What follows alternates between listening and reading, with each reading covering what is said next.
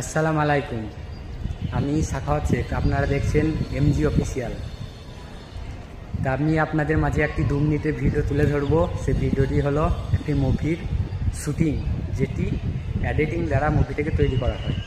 পৃথিবীতে এমন কোনো মানুষ নেই যে বাহুবলী বইটা দেখিনি। তা আমি বাহুবলী বইয়ের কিছু অংশ আপনারা এখানে দেখছেন। একটি ভোলাল দেব একটি স্যারের সাথে লড়াই করছে। তা আমি আপনাদেরকে এখানে এই ভিডিওটিতে দেখাবো যে এডিটিংটা বা শুটিংটি কীভাবে তৈরি হয়েছিল। আপনাদের মাঝে যে এখন 2 মিনিটের ভিডিওটা আছে, এটি হচ্ছে পুরো একটি সিনেমার ছোট্ট একটি অংশ। তাকে পুরোটাই দেখুন, তারপরে আমি আপনাদেরকে এডিটিংটা করে দেখাচ্ছি। এটি যখন শ্যুট করেছিল তখন কীভাবে করেছিল শুটিংটা। তো দেখুন, এখানে ভোলাল দেব একটি স্যারের সাথে যুদ্ধ করছে।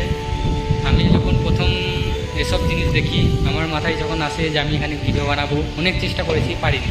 কারণ ভিডিও বানানোর টেকনিক ব্যাপার না, ভিডিওর মাঝে সাউন্ড ইফেক্ট, আপনার অনেক রকম অসুবিধার মধ্যে পড়তে হয়। সাউন্ড ইফেক্টের জন্য কপিরাইট পড়ে যায়।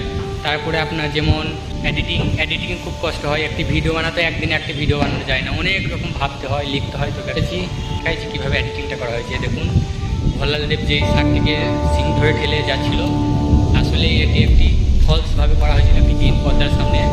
তারপরে এখানে শার্টটিকে এডিটিং দ্বারা বসানো হয়। আর আপনি যেটা দেখছেন শার্ট, এটি একটি প্লাস্টিক, ধরতে গেলে আপনি প্লাস্টিক বলতে পারেন।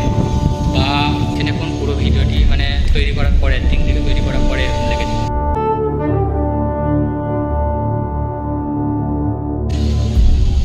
এই যে তারপরে দেখালো যে আপনার শার্টটিকে ফেলে দিল সাইডে।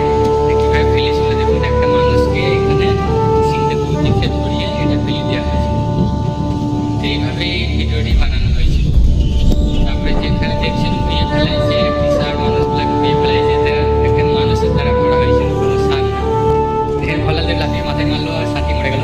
এটি এডিটিংটি কীভাবে করা হয়েছিল দেখুন, সামান্য একটা মানুষের হাতে একটি ছিল, ও এটা দড়ির সাহায্যে লাফিয়ে এটা করা হয়েছিল। ভালো লাগলে লাইক করবেন, শেয়ার করবেন।